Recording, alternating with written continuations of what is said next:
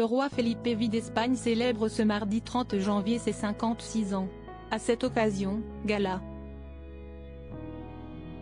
FR a souhaité revenir sur son histoire d'amour avec sa femme Letizia, digne des plus beaux contes de fées. Le couple royal, qui a donné naissance à 2 filles, Léonore et Sofia, et célébrera le 22 mai prochain ses noces de porcelaine, s'était dit oui pour la vie il y a plus de 19 ans dans la somptueuse cathédrale de l'Almudena, à Madrid. Mais revenons un peu en arrière. Felipe et Letizia se sont rencontrés chez des amis communs. La jeune femme d'alors 30 ans était fraîchement divorcée et venait de trouver un appartement dans le quartier madrilène de Moratalla. L'héritier de Juan Carlos, lui, venait d'aménager dans une aile du palais de la Zarzuela. Rien ne les prédestinait donc à se rencontrer ou même à se comprendre, et pourtant. Felipe et Letizia ont bien eu un aparté. Entre le salon et la terrasse, ils auraient ainsi évoqué leur déménagement respectif et conditions de vie. Il faisait beau à Madrid en cette fin de journée d'octobre 2002. Pedro Erquicia, le journaliste de la télé espagnole qui les recevait chez lui, discutait avec ses convives sur la terrasse un verre à la main. Parmi eux se trouvait le réalisateur Manolo Rubio qui, ne voulant pas arriver seul, avait proposé à sa consoeur de TV, Letizia Ortiz Oro Casolano, de l'accompagner.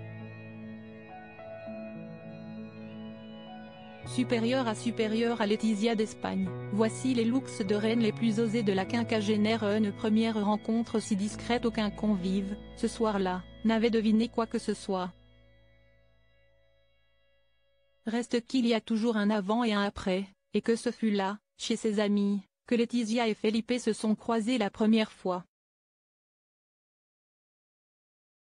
1 an et demi avant de s'unir devant Dieu et 1600 invités, le 26 avril 2004 dans la cathédrale Santa Maria de la Almudena.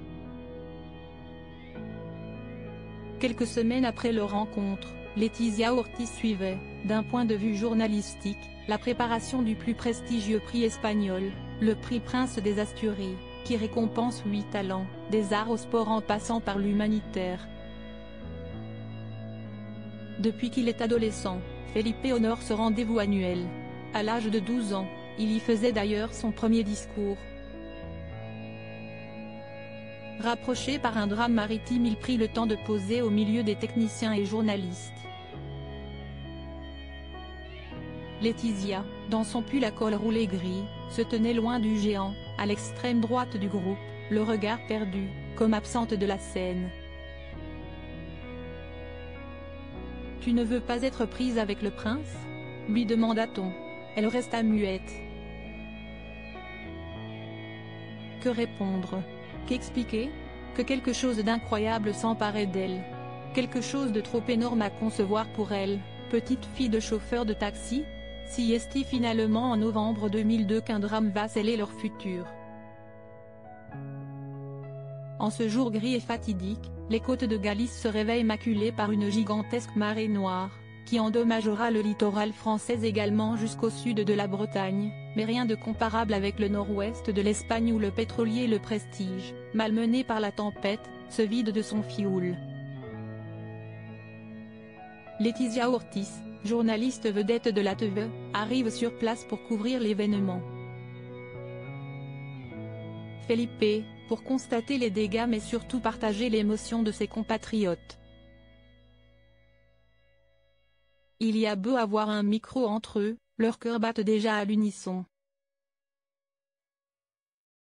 Les origines roturières de Letizia? Felipe ne moque la suite, on la connaît. Sans la connaître, car rarement histoire d'amour a été menée avec une telle discrétion. Preuve, s'il en est, du sérieux des sentiments de Felipe pour la jeune femme. Ne rien dire, ne pas s'afficher trop vite, ne pas bousculer les choses, c'était la préserver, elle. Il y a un monde entre être une femme indépendante, libre, et devenir la très regardée fiancée et l'épouse d'un futur roi. Laetitia continue à habiter dans son modeste appartement. Felipe a honoré ses obligations de prince et même à sortir en boîte de nuit, fidèle à sa réputation de joli cœur. Les tabloïds lui prêtent quelques liaisons. Il laisse dire. Elle présente le journal de 21h avec la rigueur qui la caractérise. Peut-être est-elle un peu plus discrète, un peu plus réservée. Amoureuse ? Possible. Mais de là à imaginer. En août 2003, il s'envole incognito en vacances en Amérique du Sud. Au retour, ils sont déterminés, ils feront leur vie ensemble. Reste un détail. S'il lui avait déjà annoncé « Je ne me considère pas comme tenu d'épouser une femme de sang et d'origine royale », ses parents ont tout autre idée sur l'hyménée d'un futur souverain, eux dont le mariage fut arrangé. De là à souhaiter le même sort à leur héritier, tout de même pas. Mais, entre un mariage de raison et un mariage d'amour avec une roturière, qui plus est divorcée, n'y a-t-il pas de la place pour un mariage raisonnable? Felipe met ses parents face à sa décision quand, le 5 octobre 2003, n'écoutant que son courage, Felipe vient trouver le roi Juan Carlos et la reine Sophie pour leur annoncer que Laetitia serait son épouse. Eux, qui ignoraient cette liaison, tombent du haut de l'armoire. Puis se résignent. Cette Laetitia avait épousé son professeur de fac qu'elle a connu très jeune, avec lequel elle est restée longtemps fiancée, et dont elle s'est séparée un an après leur union légale. Soit, erreur de jeunesse qui n'a pas été consacrée religieusement. Ouf. Elle n'est pas de sang royal. Sa mère est infirmière, ce qui est honorable, son père, un journaliste reconnu qui a fondé la radio Antenne 3.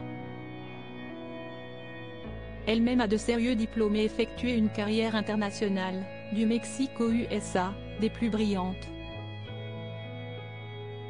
Tout cela vaut toujours mieux qu'Eva Sannom, l'ex-petite amie de leur fils, mannequin norvégien, dont les défilés lingerie n'avaient rien de protocolaire.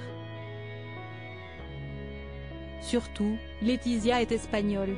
Elle serait donc la première souveraine de sang ibère depuis 124 ans. Mieux, elle est asturienne, ce qui pour un prince des Asturies ne peut tomber mieux. Enfin, elle semble avoir rigueur, présentation, caractère. Bref, a fini par déclarer Juan Carlos, Laetitia possède toutes les qualités nécessaires pour partager les futures responsabilités que suppose l'héritage de la couronne. Elle incarne l'Espagne moderne et qui réussit. Il ne croyait pas si bien dire. Alors que le pays, à l'instar de bien d'autres en Europe, tangue, cette femme issue d'un milieu modeste, rassure. Son féminisme, son souci d'être près de la vie des vrais gens, d'élever ses deux filles le plus normalement possible, de ne pas réprimer sa spontanéité, d'ailleurs celle de Felipe à s'exprimer, finissent par plaire. Crédit photo, Europa Presse.